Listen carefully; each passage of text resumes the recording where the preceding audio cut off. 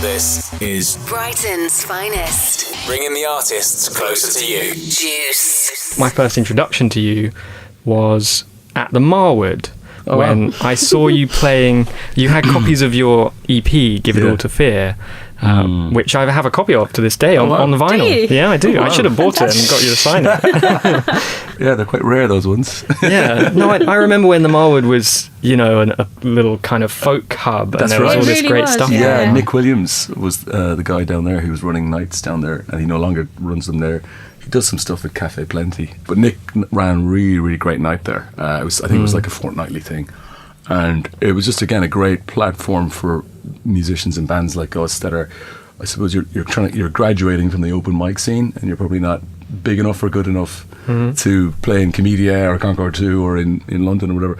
So you're just trying to develop your sound, and those nights are really important for bands that are starting out. Yeah, So important. Brilliant. Yeah. So would you say at that time that you were kind of in that stage where you really needed somewhere friendly to perform? 100%, yeah. I think that's a special thing about Brighton, because you have so many opportunities in places like that to play. And when I moved here from Ireland 8 years ago, there's a kind of a metric I always think about, is that when in my hometown of Limerick, which is a small place, really nice place where the Cranberries came from, but there was only ever one open mic a week, compared to Brighton where you've got like 30 or 40. And I remember like coming over here as just a singer-songwriter looking to develop my sound and stuff.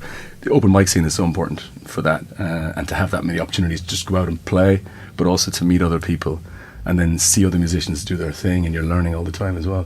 But I think that's what makes Brighton really, really special. So then, do you feel like you've refined your sound kind of on the circuit? Is your sound where it is now, has that come from a lot of live shows or more studio? I think that's a good point. Yeah, I think it's a combination. Like I've been playing for over 15 years, and when I was a student, I spent time in New York and San Francisco, busking and then playing different venues. And but in Brighton, I think Brighton definitely gave me the confidence to write more original music, and then the whole collaboration with other musicians was superb as well. How about you? I think actually really. I think our sound's definitely evolved, which is really exciting to see. If you listen back to Give It All to Fear and see where we are now, our sound's definitely developed. I mean, the roots are the same, but that collaboration with different musicians, so bringing like Lawrence Bridge on board and Paul and Chris Webber, has just really helped kind of take our sound forward. So the live shows are really great actually in seeing which songs get a good reaction from the audience, what people are really into, and then you can take that to inform your writing a little bit. So it kind of works together. It's a proper combination of the two things, like the work in the studio and then the live shows. But the live shows obviously is what excites you, is what it's all about really. Definitely. I think. So how was your album launch? That was a week or two ago?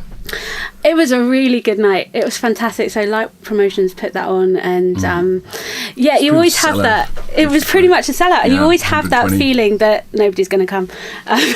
Well, I do anyway.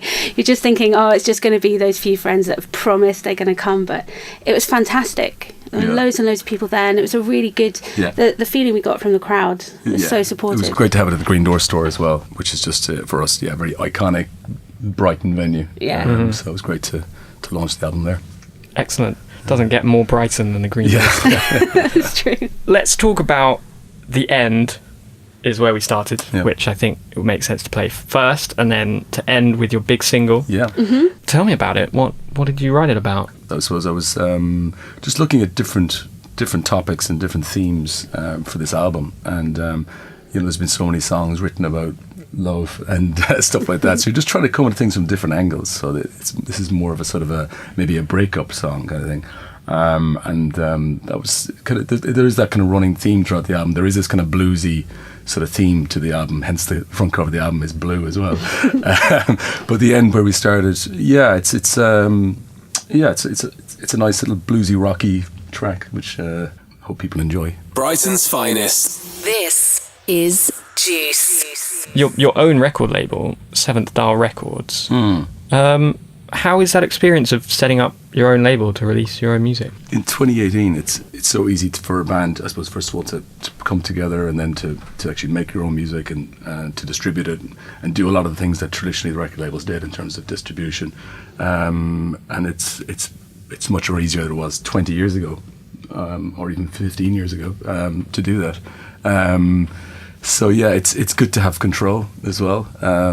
So it means that you're playing to your own agenda rather than somebody else's, and creatively that's great, and artistically. So it's pretty much means we're not being told what to do.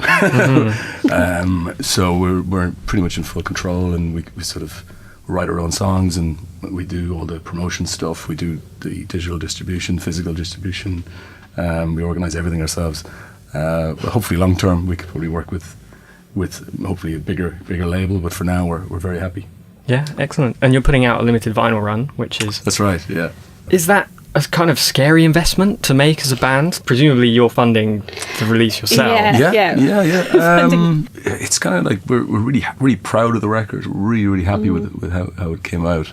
I think what's really helped it, actually, we're running a pledge music campaign, which essentially will help fund the vinyl and the CD release. So that's running for the next... I think there's 13 days left in the campaign.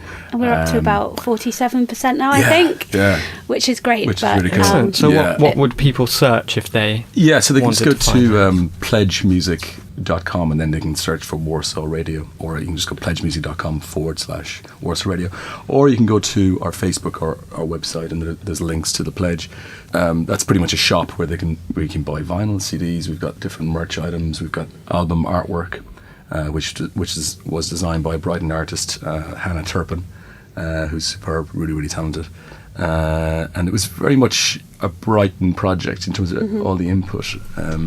We made it here. The record was made at Brighton Electric Studios. The producer is Brighton based. He lives in the South Lanes here in Brighton. All of us are Brighton based, and the artwork was Brighton. The vinyl was made in Germany. That's the only but we're really proud of what we've created, and it's great to have the first one done. It's like the first child, maybe, It just feels like a really big achievement to have actually got there. Yeah, I think. Well, it is. It's been a lot of work. It has been a lot of work. A lot of work, but it's been really rewarding. We feel lucky that we've been able to do it, to be honest. Yeah.